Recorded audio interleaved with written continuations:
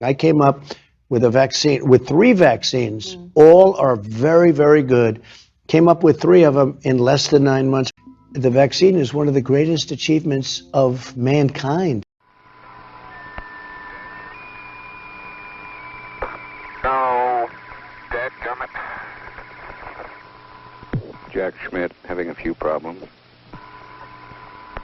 The ones that get very sick and go to the hospital are the ones that don't take the vaccine. But it's still their choice. And if you take the vaccine, you're protected. Look, the results of the vaccine are very good. And if you do get it, it's a very minor form. People aren't dying when they take the vaccine. The obituary for this Kansas woman says she died after receiving the COVID-19 vaccine. But medical experts say it's too early to say for sure what caused her death. Jeannie Evans lived in Effingham, Kansas in Atchison County.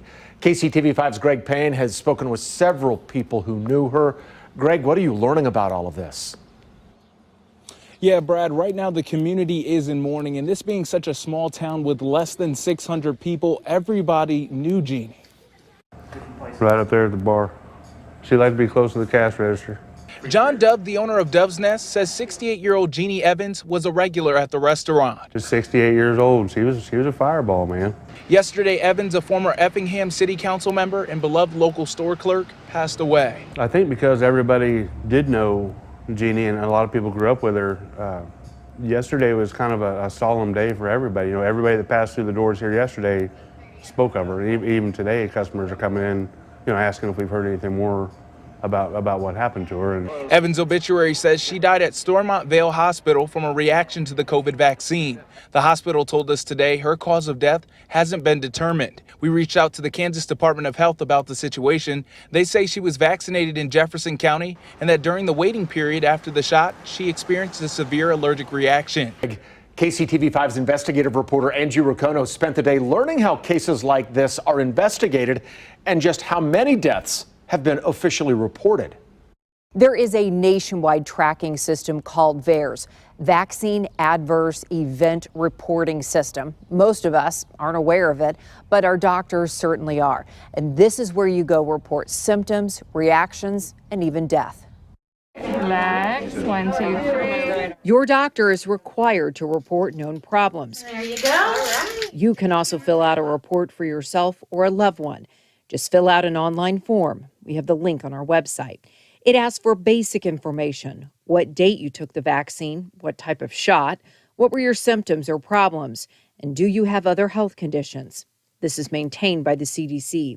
If you head over to the CDC website, they remind the public that reports of death to VAERS following a vaccination do not necessarily mean the vaccine caused the death, and that to date, VAERS has not detected patterns in cause of death that would indicate a safety problem with COVID-19 vaccines.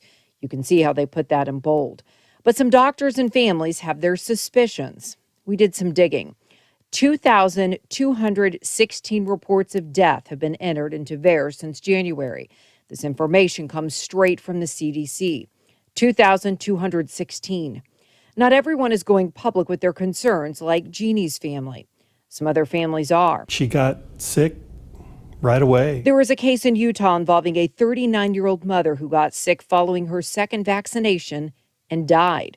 Her family strongly suspects it's related to her Moderna vaccination.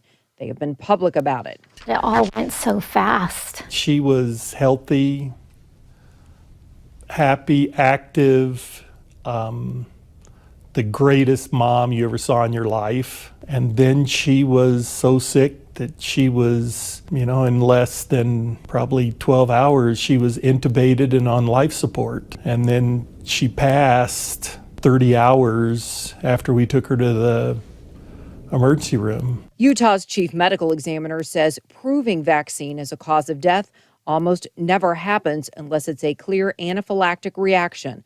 Those happen immediately. So what happens next? Well, the actual autopsy only takes a few hours, but the final report and all of that testing can take weeks, if not more than a month. And we will certainly keep you posted. Reporting in Kansas City, Angie Roccono, KCTV5 News. I recommend take the vaccines. I did it. It's good. You are, as you write, one of the unlucky ones who was diagnosed with Guillain-Barré syndrome, and it's been a long road. How are you doing today? Well, I'm all right. I'm hanging in there, and it's been a bizarre experience. Normally I'm a serial social media poster, but I held back and didn't tell my story, and this experience going through hospitals and rehab, but I decided to tell the story to try to get this more out in the open and be transparent about side effects, and just put all the cards on the table that this is possible, but it's very rare, exceedingly rare, and we take a lot more risks with a lot of other things that we do all the days of our lives. Are you crazy or just plain stupid? Stupid is, stupid does, Mrs. Blue. Many of us have taken some comfort in the belief that illness from the Omicron COVID variant is generally mild. And while that's true for many, some eye-opening numbers tonight from the CDC offer important perspective. Children under the age of 5 are being hospitalized at the highest rate since the start of the pandemic. The group, of course, not yet eligible for vaccinations, but the unvaccinated in general are driving overall hospitalizations to the highest level in a year, over 126,000. This evening, President Biden seeking to assure us that COVID, as we're dealing with it now, is not here to stay. We're going to begin tonight in a place where all the numbers we talk about every night here translate to people, patients and medical workers whose lives are being upended by this virus. And I want to warn you, some of this may not be easy to watch. Gabe Gutierrez reports from inside a COVID ICU in Maryland. Big, big booty, what you got a big booty. Big, big booty, what you got a big booty. Big, big booty, what you got a big booty. Big, big booty, what you got a big booty. Hello everybody, how you doing?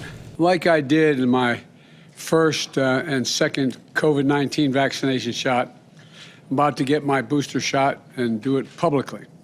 That's because the Food and Drug Administration, the FDA, the Center for Disease Control and Prevention, the CDC, looked at all the data, completed their review, and determined the boosters for the Pfizer vaccine, others will come later, maybe, I assume, but the Pfizer vaccine are safe and effective. They have all the data they need. Let's bring in NBC senior medical correspondent, Dr. John Torres. Dr. Torres, good morning to you. As Kathy mentioned, that new poll finds about 2/3 of parents are hesitant to get their kids the shot. What is your advice to alleviate some of their concerns? And Joe, you're right. There is that hesitancy to get the shot, and it's a hesitancy that parents typically have because they're very protective of their child. A couple of things I tell them is, one, from a community perspective, children right now are 25% of the cases that are out there. That's from a community perspective, but parents are more worried about their own child. So here are some numbers for their child. Last week, 118,000 children ended up with Pfizer. Since the pandemic, over 8,000 have been hospitalized, a third of those in the ICU, and unfortunately, there have been 146,000 deaths, which according to the American Academy of Pediatrics, puts COVID now in the top 10 causes of death for children. And so I would say, look at those stats because it's important to understand that if your child gets COVID, that could be devastating with lifelong consequences. And so the vaccine itself proven to be very safe in the trials. The trials looked at them extensively for months. There were no side effects, and we know side effects occur in the first couple of months. And so that long-term concern is very theoretical, and if it happens, could be very rare at the most. But side effects from COVID itself could be devastating. So again, Joe, the main thing is look at what could happen if your child gets COVID versus look at the vaccine itself, which we know is safe and effective.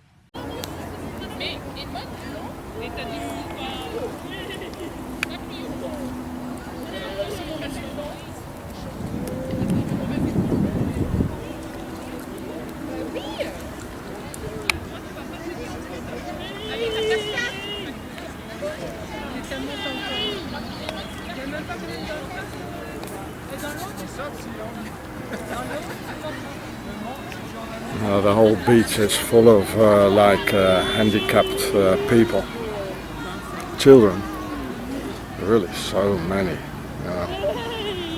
It's incredible,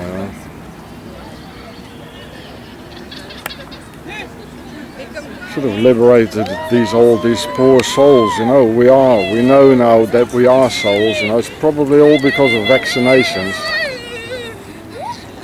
And this is hell for these souls. We know we are souls now, you know, because there's so many testimonies. Like,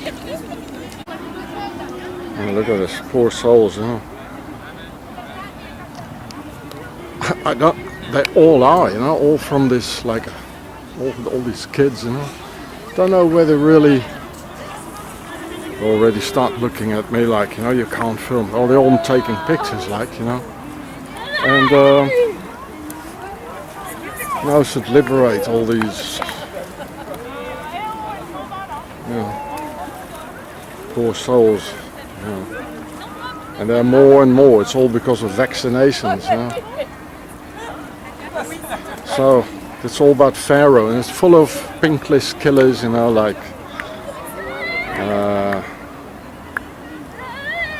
guiding them, you know. So shouldn't film too long. They're probably gonna moan, you know. Dr. Torres, to that very point, there was a new study by the CDC on Friday that effectively showed that the vaccine offers more protection than antibodies that you would get from getting COVID. What can you tell us about that?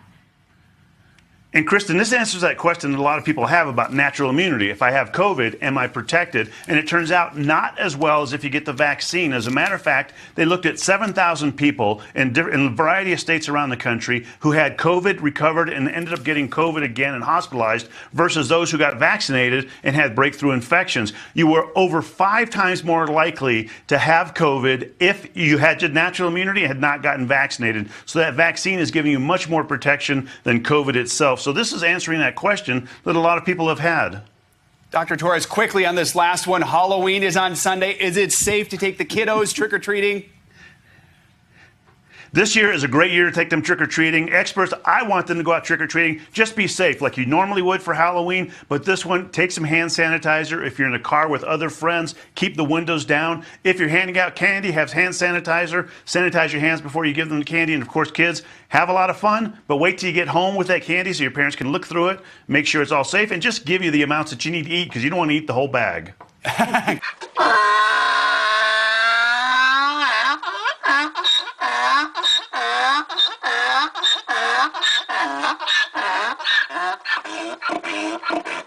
We have just learned President Biden has been tested positive for COVID-19. Let's get straight to Jeremy Diamond at the White House. Jeremy, how is the president's health overall? Obviously, he's fully vaccinated, boosted, but he did just come off this big overseas trip.